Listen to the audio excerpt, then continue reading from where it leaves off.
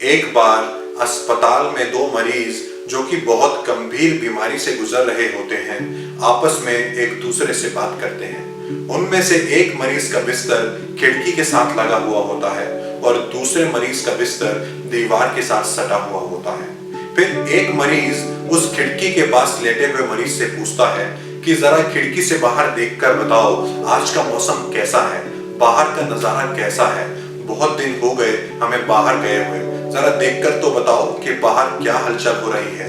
फिर वो मरीज खिड़की से बाहर देखता है और बताता है कि मौसम बहुत अच्छा है, ऐसा लगता है जैसे कि बारिश आने वाली है। और नीचे देखो, एक बहुत बड़ा बाग है, वहां पे बहुत बड़े बड़े पेड़ हैं, छोटे छोटे बच्चे पार्क में खेल रहे हैं, लड़कियां बैडमिंटन खेल रही हैं और देखो चारों ओर कितनी हरियाली है। पार्क के अंदर ही कुछ हस्बैंड वाइफ वहां पर वॉक भी कर रहे हैं, आपस में झगड़ा भी कर रहे हैं और अपने अपने मोबाइल में बात भी कर रहे हैं। वहां पर एक बुजुर्ग महिला एक बुजुर्ग आदमी को लगता है अपने पति को अपने हाथों से सेब काट कर खिला रही है।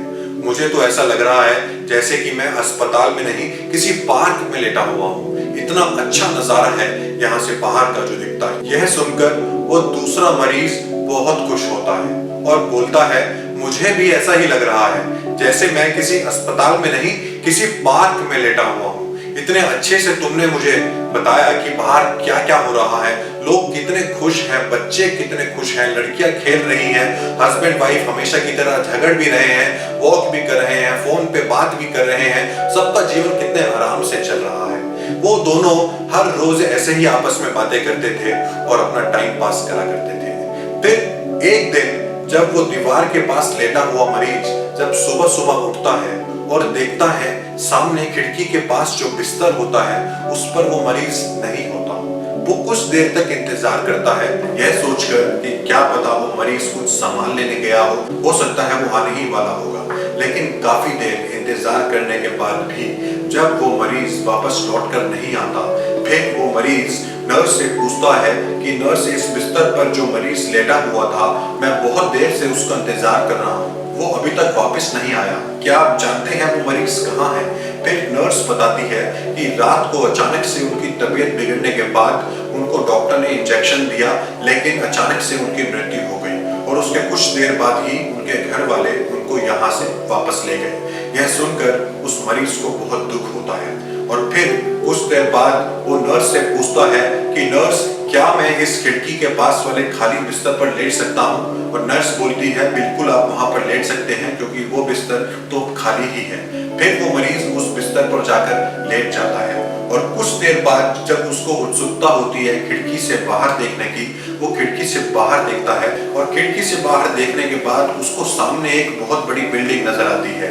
दाईं तरफ देखता है तो दाईं तरफ बिजली का खंभा नजर आता है और बाईं तरफ देखता है तो वहां पर बिजली की बहुत सारी तारें पड़ी हुई होती हैं, लेकिन ना तो वहां पर कोई पार्क होता है, ना तो कोई बच्चे खेल रहे होते हैं, ना तो मियां बीवी झगड़ा कर रहे होते हैं। खिड़की के बाहर देखने के बाद उस मरीज को बहुत बेचैनी होने लगती है और फिर वो नर्स से पूछता है कि नर्स, यहाँ पर जो इतना बड़ा पार्क हुआ करता था, जहाँ पर छोटे छोटे बच्चे फुटबॉल खेला करते थे, लड़कियां बैडमिंटन खेला करती थी, बड़े बुजुर्ग वॉक किया करते थे, वो सब कहाँ गया?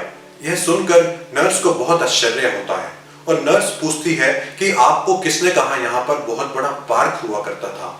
तब वो मरीज बोलता है कि इस बिस्तर पर जो पेशेंट लेटा हुआ था वो रोज मुझे खिड़की से बाहर के नजारे बताया करता था कि बाहर क्या हो रहा है, लोग क्या कर रहे हैं, आज का मौसम कैसा है। यह सुनकर नर्स को और भी ज्यादा आश्चर्य होता है और नर्स बोलती है कि आप जानते भी हैं आप क्या कह रहे हैं। उस मरीज को तो मोतियाबिंद के कारण दिखना भी बंद हो गया था। भला कोई अंधा आपको क्या देखकर बता सकता है कि बाहर क्या हो रहा है? जिस इंसान को खुद ही कुछ नहीं दिखता वो आपको क्या दिखा सकता है? अब यह सुनने के बाद उस मरीज का दिल टूट जाता है और बहुत देर तक वो सोचने लगता है कि आखिर उस मरीज ने ऐसा क्यों किया। वो रोज मुझे बाहर की अच्छी अच्छी कहानियां क्यों सुनाया करता था, क्यों मुझे बताया करता था कि बाहर कितना अच्छा है, मौसम कितना अच्छा है, बाहर लोग कितने अच्छे हैं, और यह सुनकर मुझे कितनी खुशी हुआ करती थी। फिर कुछ देर बाद उसको ये बात समझ में आती है कि वो मुझे बाहर की कहानियां क्यों सुनाया करता था। तो कहानी का सार ये है कि हमें अपने जीवन में खुश रहना सीखना होगा और दूसरों को कैसे खुश रखना है यह भी सीखना होगा। कई बार ऐसा होता है जब कभी हमारे कड़वे शब्द किसी का दिन खराब कर देते हैं। हमारे कुछ शब्दों की वजह से हमारे रिश्तों में दरार आ जाती है और उसी तरह हमारे कहे गए कुछ अच्छे शब्द किसी मुर्दे में जान भी डालने का काम करते हैं। आपस में एक दूसरे को जोड़ने का काम भी करते हैं और तोड़ने का काम भी करते हैं। तो आपको कैसे शब्दों का प्रयोग करना है ये आप पर निर्भर है। आपको अपना जीवन कैसे जीना है ये आप पर निर्भर है। तो जब तक ये जीवन है हमें खुश रहना चाहिए और दूसरों को भी खुश रहना सिखाना होगा। मतलब खुश रहो और दूसरों को भी खुश रखो। एक बार एक बुजुर्ग आदमी से किसी ने पूछा कि उम्र और जिंदगी में क्या फर्क है। इस पर उस बुजुर्ग आदमी ने एक बहुत अच्छा जवाब दिया।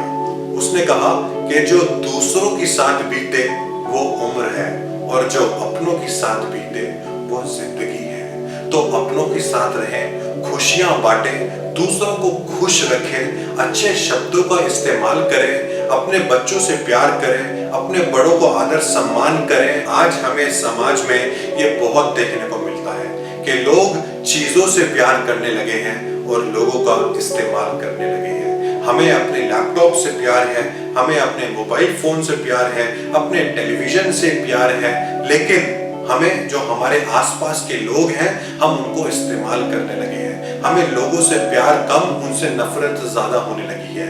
हमारे पेशेंस कम होने लगे हैं और इसी वजह से हमारी जिंदगी में खुशियां भी कम होने लगी हैं। सो मेरा आप सब से यह अनुरोध है कि दूसरों से बात करते वक्त, चाहे वो दूसरे हो, अपने हो या पराये हो, आप अच्छे शब्दों का इस्तेमाल करें। अपने जीवन में अच्छे शब्दों का इस्तेमाल करेंगे, दूसरों के जीवन में खुशियां लाएंगे, तो आप देखिएगा आपके खुद के जीवन में किस तरह से खुशियां भर भर कर आती हैं।